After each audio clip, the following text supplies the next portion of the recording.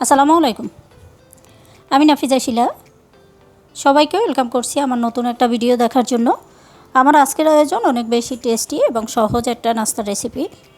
আজকের এই রেসিপিটা একদম সহজভাবে দেখাবো আর অবশ্যই করে থাকা উপকরণ দিয়ে করার চেষ্টা করব। প্রথমেই আমি নাস্তাটা বানানোর জন্য শুরুতে 1 কাপ পরিমাণ ময়দা নিয়েছি। 2 টেবিল চামচ পরিমাণ দিয়ে দেবো এখানে গুঁড়ো দুধ। চেষ্টা করবেন গুঁড়ো দুধটা অবশ্যই দেওয়ার জন্য। 1 টেবিল চামচ দিয়ে দিলাম চিনি। এখানে আমি 1 টেবিল চামচ না 2 টেবিল চামচ পরিমাণ চিনি দিয়েছি আর দিয়ে দিলাম এখানে তেল, রান্নার তেল আর লবণ দিয়ে দিলাম স্বাদ মতো। দিয়ে দিলাম আমি একটা ডিম। ডিমটাকে অবশ্যই রুম টেম্পারেচারে থাকতে হবে। হাফ চামচ পরিমাণ ইস্ট দিয়ে দিলাম। ইস্টের পরিমাণ কোনো অবস্থাতেই বেশি দিতে যাবেন না, তাহলে বাজে একটা গন্ধ আসবে আর সেটা খেতে একদমই ভালো লাগবে না। এই নাস্তাটা আপনারা বানিয়ে 2 দিন 3 দিন রেখেও খেতে পারবেন, একদমই চুপসে যাবে না কোনো রকম। বাচ্চাদের টিফিনে বা সকাল বিকালের চায়ের সাথে একদম পারফেক্ট একটা রেসিপি। বা চাইলে আপনারা মেহমানদের আপ্যায়নের এই নাস্তাটা রাখতে পারেন। 1 ঘন্টার জন্য রেস্টে রেখে দেব। ঠিক 1 ঘন্টা পরে চলে আসছে। আপনারা চাইলে হাতে সময় না থাকলে কমপক্ষে অন্তত আধা ঘন্টা বা 10 মিনিটও রেখে দেবেন। এবার আমি এটাকে খুব সুন্দরভাবে মথে নেব। চেষ্টা করবেন আটাটাকে খুব সুন্দর করে মথে নেওয়ার জন্য। মথে নিয়ে একটা রুটি তৈরি করে নেব। আমি বড় সাইজের একটা রুটি তৈরি করে নেব। ডোটা কিন্তু সফট থাকতে হবে, এটা কিন্তু মাথায় রাখতে হবে যে পারফেক্ট যদি বানাতে চান আপনি, তাহলে আপনাকে ডোটাকে একদম সফট রাখতে হবে। কোনো অবস্থাতেই শক্ত হয়ে গেলে হবে না, তাহলে কিন্তু এই নাস্তাটাও শক্ত হয়ে যাবে, শক্ত হবে, সফট হবে না। এবার হাত দিয়ে খুব সুন্দর করে প্রেস করে আমি সবটা সাইড সমান করে নিচ্ছি। যেহেতু এটা সফট একটা ডো, তাই আমরা হাত দিয়ে এটাকে প্রেস করে বানিয়ে নিতে পারবো।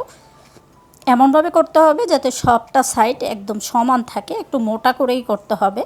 এবার একটা পিৎজা কাটার দিয়ে এরকম কেটে নেব লম্বা করে প্রথমে। আপনারা চাইলে নাইফের সাইজে এই কাজটা করতে পারবেন। সাইজটা আপনার উপর নির্ভর করে যে যেমন বানাবেন। তবে এগুলো বেশি বড় না বানানোই ভালো, কারণ এটা যখন আমরা ভাজবো তখন এটা ফুলে একদম ডাবল হয়ে যাবে। ব্যাস হয়ে গেছে আমার কাটা। এবার দেখিয়ে দিচ্ছি এতটুকু করে রেখেছি আমি। আপনারা চাইলে চেয়ে বেশি বড় বা ছোট করেও রাখতে পারবেন। এবার এগুলোকে আর রাখতে হবে না, সরাসরি ভাজতে চলে যাব। ভাজার জন্য তেলটা গরম করে নিয়েছি। তেল কিন্তু অতিরিক্ত এখানে গরম করা যাবে না, একটু হালকা গরম করে নিতে হবে। অতিরিক্ত গরম করতে গেলে কিন্তু আপনার দ্রুত কালার চলে আসবে, ভেতরটা হবে না এরকম, বা ঠিকঠাক মতো ফুলবে না। আবার যদি একেবারেই গরম না করেন সেক্ষেত্রেও আবার ফুলবে না। তাই চেষ্টা করবেন তেলটাকে একটু গরম করে নিতে। এবার উল্টে দেব। দেখেন কতটা সুন্দরভাবে ফুলে উঠেছে দেওয়ার সাথে সাথেই। এবার 2-1 বার উল্টে পাল্টে ভেজে নিলেই হবে। এটা ভাজতে খুব একটা সময় লাগবে না, একদমই কম সময়ে এটা ভাজা যাবে। আর চুলার আঁচটা অবশ্যই মিডিয়ামে রেখে এই কাজটা করতে হবে আপনাকে। কোনো অবস্থাতেই অতিরিক্ত জাল দিয়ে এটা করা যাবে না, তাহলে কিন্তু দ্রুত কালার উপর নিচ কালো হয়ে যাবে আর দেখতে বা খেতে কোনোটাই ভালো লাগবে না। তাই চেষ্টা করবেন এগুলোকে একদম চুলার কাছে দাঁড়িয়ে থেকে ভাজার জন্য। যারা নিয়মিত আমার ভিডিও দেখেন একটা লাইক দিতে ভুলে যান, তারা প্লিজ ভিডিও শুরুতে লাইক দিয়ে ভিডিওটা কন্টিনিউ করবেন। আর যারা অলরেডি এই কাজটা করে দিয়েছেন তাদেরকে অসংখ্য ধন্যবাদ। আর যারা নিয়মিত আমার ফেসবুক পেজ থেকে এই ভিডিওগুলো দেখেন বা ওয়াচ করেন, তারা চাইলে আমার পেজটাকে ফলো করে রাখতে পারেন। আর যারা নিয়মিত চ্যানেল থেকে দেখেন, তারা আমার চ্যানেলটাকে সাবস্ক্রাইব করে পাশে থাকা বেল আইকনটি ক্লিক করে দিবেন। এতে করে আমি নিয়মিত ভিডিও দিলে আপনারা তা দেখে নিতে পারবেন। এবার তেলটা ঝরিয়ে আমি উঠিয়ে নেব। খুব সুন্দর একটা কালার আসছে, এর চেয়ে বেশি আর কালার চাচ্ছি না। এবার আমি তেলটা ঝরিয়ে উঠিয়ে নেব। আর এটাতে কিন্তু একদমই তেল থাকবে না, একদম সুন্দর একটা নাস্তা। তবে তেল দিয়ে ভাজা, কিন্তু তেল চিটচিটে হবে না এরকম না। ব্যাস হয়ে গেছে। এবার আমরা বাকিগুলো ভেজে নেব। ভেজে আপনাদেরকে পরিবেশন করে দেখাচ্ছি। খুব সুন্দর একটা নাস্তা, বিকেলের জন্য একদম পারফেক্ট একটা নাস্তা। আপনি চাইলে বিস্কিট কেনার দরকার হবে না। এই নাস্তাটা যদি আপনি একবার বানিয়ে দেখেন, তাহলে আপনি বিস্কিট কেনার কথা ভুলেই যাবেন।